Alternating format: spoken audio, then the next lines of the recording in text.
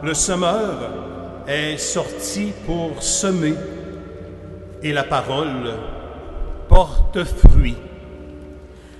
Alléluia, Alléluia, Alléluia,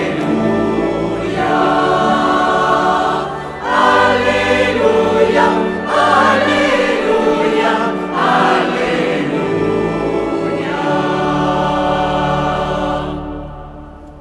Le Seigneur soit avec vous. Et avec votre esprit.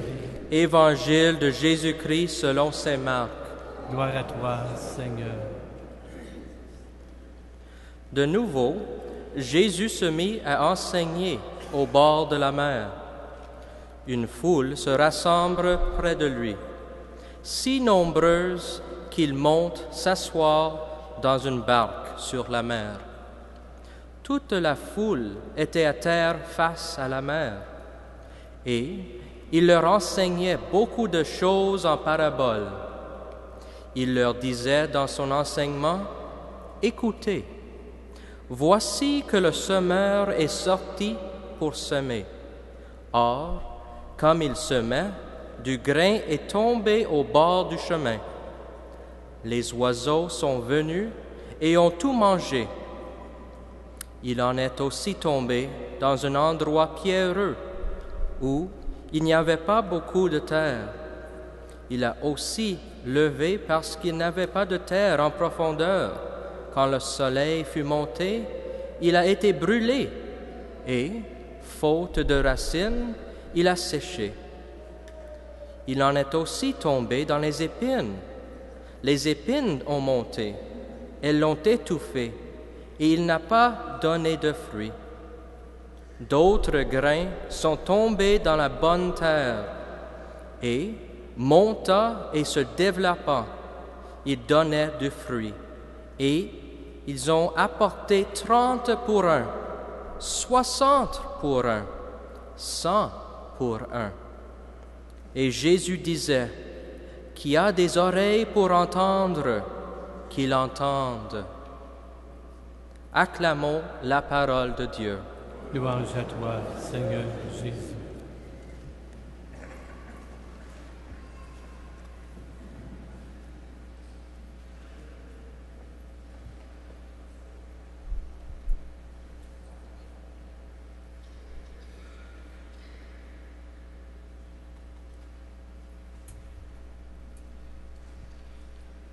Mes chers amis, ce soir, je commence par une question.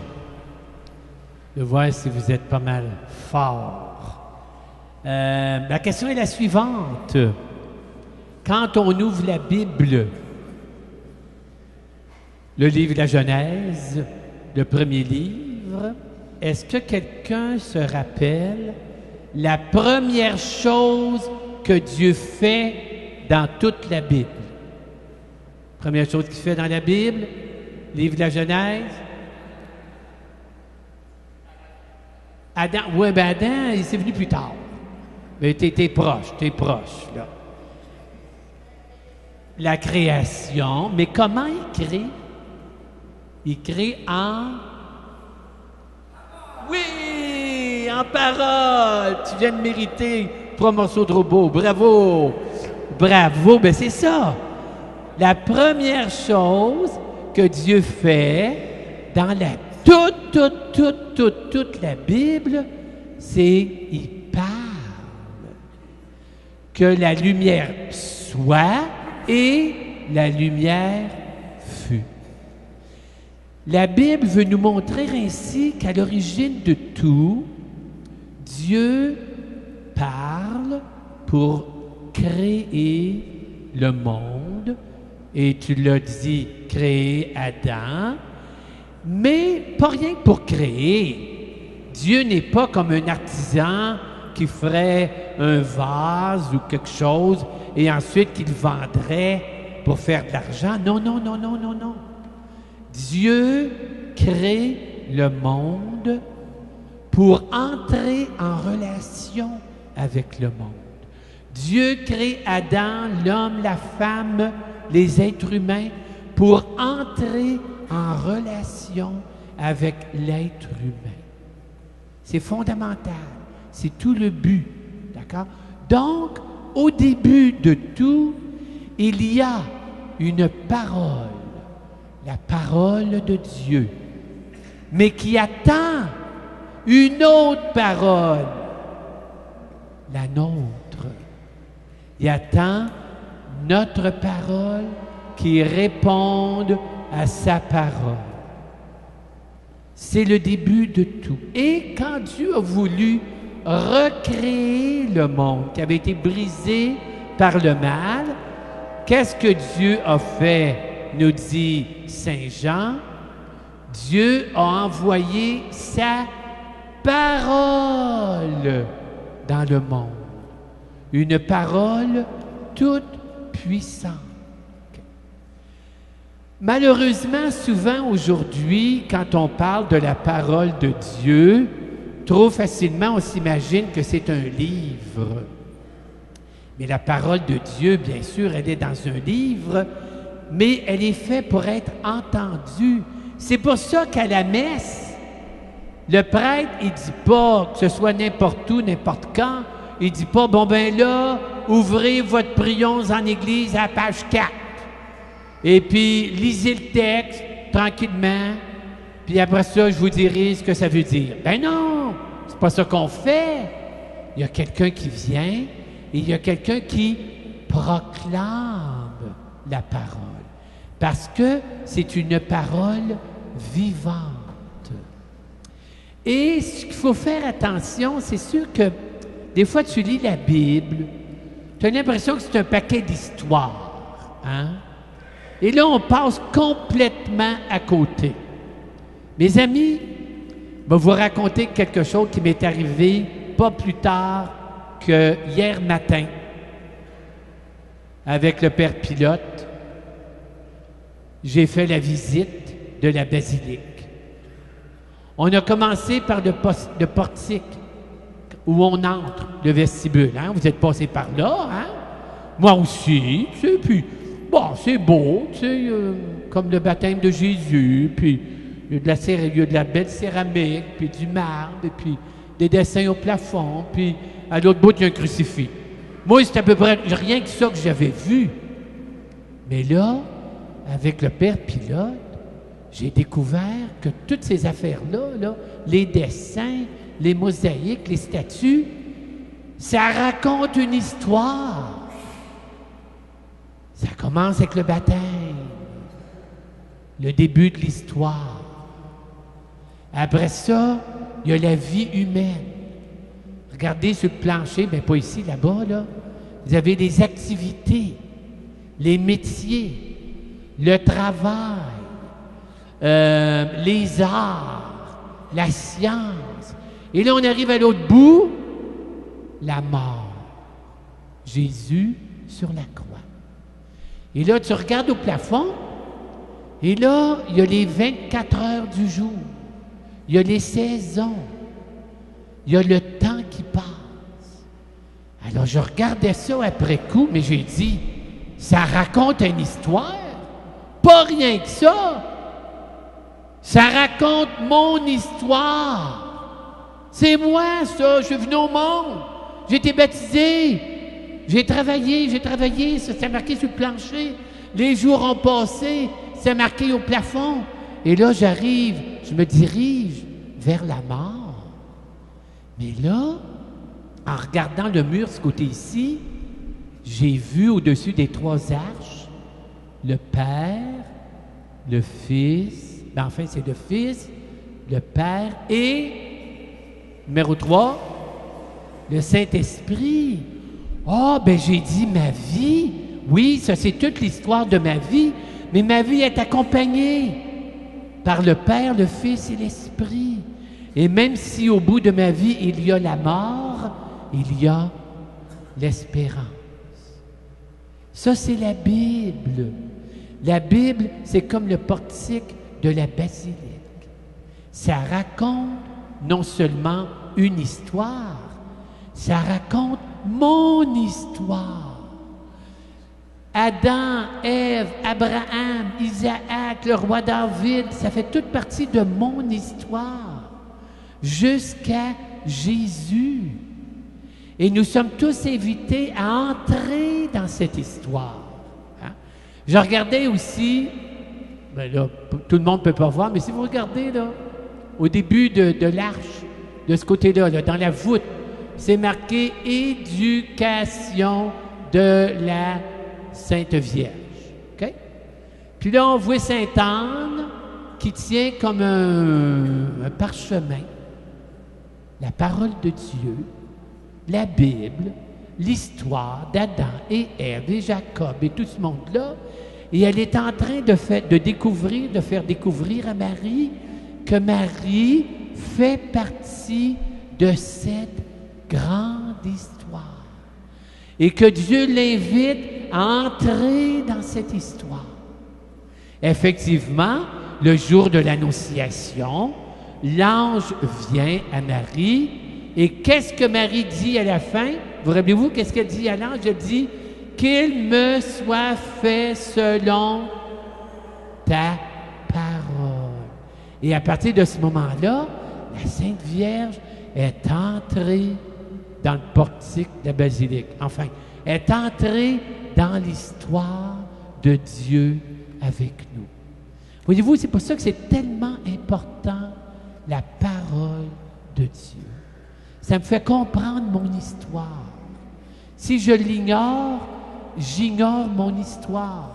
J'ignore vraiment Jésus-Christ, je ne peux pas le comprendre comme il faut. Il faut se nourrir de cette parole. Hein? C'est une parole qui est riche, qui est profonde. C'est sûr que ce n'est pas facile. Moi, là, si je n'avais pas eu le père pilote, je serais reparti aussi ignorant que quand je suis arrivé. J'ai eu besoin d'un guide, il m'a aidé, il m'a fait comprendre. Bien, pour la Bible, on a besoin au moins d'être là, au moins de la prendre dans nos mains, de nous faire guider parfois pour mieux l'approfondir, pour mieux la comprendre. Mais on doit être motivé, on doit avoir le goût de faire cela. D'accord? Ça, c'est bien, bien important. On doit découvrir que ça me parle à moi. Je vous raconte quelque chose. Quand j'ai fait mon cursillo, ça fait longtemps, ça, les années 81, je pense. Il y a 30 ans, imaginez. Et pendant la fin de semaine, on est regroupés par table. Hein, ça commence le jeudi soir. Ils nous regroupent par table. Et là, nous autres, à notre table, on avait du fun, on riait, on se contait des histoires, tellement que les responsables étaient un peu découragés. Ils ont dit vraiment, ils ne rentreront pas dans l'esprit de la fin de semaine jusqu'au samedi après-midi. Là, ils ont pris notre table, ils nous ont emmenés d'un petit local. Et il y avait le Saint-Sacrement. On s'est mis autour de la table et celui qui nous accompagnait, le responsable, il s'appelait Bernard. Il dit, on va prendre le temps de prier. Bon, on s'est calmé un peu, on a prié. Après ça, Bernard, qui est un gars très affectueux, chaleureux, il dit, coudonc, nous autres les hommes, on a de la misère à se dire qu'on s'aime. Là, on est ensemble depuis jeudi soir. On s'est raconté nos histoires. Pourquoi est-ce qu'on ne se le dirait pas aujourd'hui qu'on s'aime? Alors, il commence, lui. Il arrive au premier, je ne sais pas trop quoi. Bertrand, je t'aime. Puis, il donne une accolade. Il arrive au deuxième. Denis, je t'aime. Puis là, ben, nous autres, on le regardait faire. Et là, il est arrivé au plus jeune, hein, qui s'appelait François. Il avait peut-être 22 ans, le plus jeune du groupe. Puis il dit, François, je t'aime. Puis il donne une accolade. François, il part à pleurer. Il pleurait comme une madeleine à chaudes larmes. Il pleurait, les sanglots, les épaules, il sautait. Mais qu'est-ce qui se passe? Et là, quand il s'est calmé un peu, les larmes aux yeux, il a dit, mon père m'a jamais dit qu'il m'aimait. Ça avait pris une parole pour guérir son cœur. Et il le prie pour lui. Mais la parole de Dieu, il faut que je la prenne pour moi. Elle s'adresse à moi. Elle me raconte mon histoire. Elle m'invite à entrer dans cette histoire. Alors, je termine en disant que, vous savez, finalement, dans notre monde, on peut comparer deux sortes de paroles. Hein? On entend beaucoup de paroles. On entend-tu des paroles? Hey, la radio à journée longue, la télévision à journée longue, le cellulaire à journée longue, le Facebook, le Twitter, les textos ont un tsunami de paroles. Mais savez-vous quoi? Je trouve que ces paroles-là, ça ressemble un peu à une balloune. C'est vrai.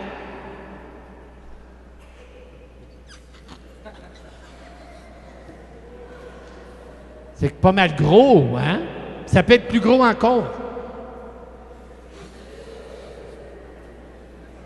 Elle commence à être belle, et grosse, et belle. Je continue.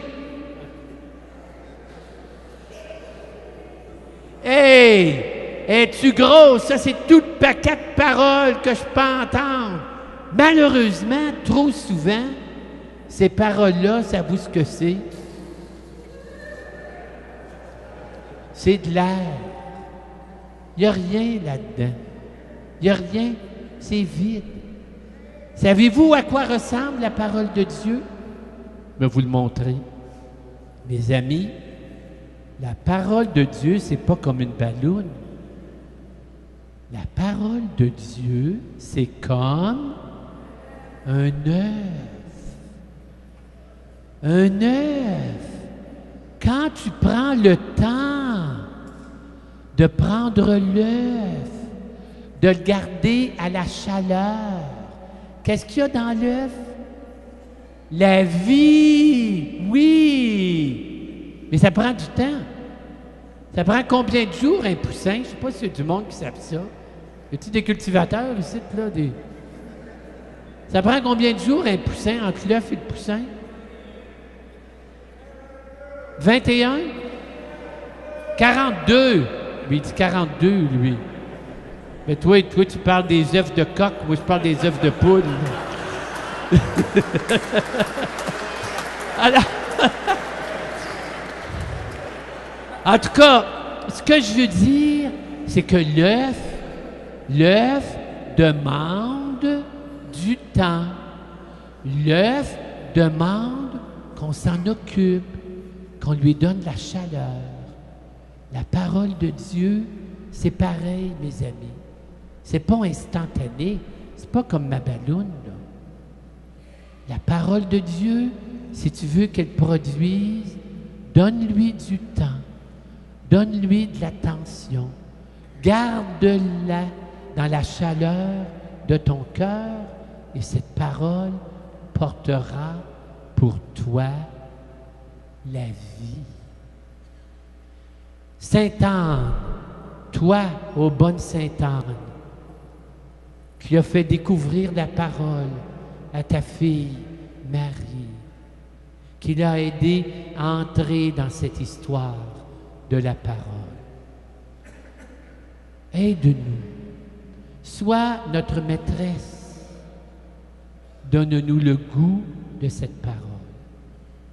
Aide-nous par cette parole de Dieu à entrer dans cette histoire à la suite d'Abraham, Isaac, David, Marie et Jésus, ton petit-fils. Amen.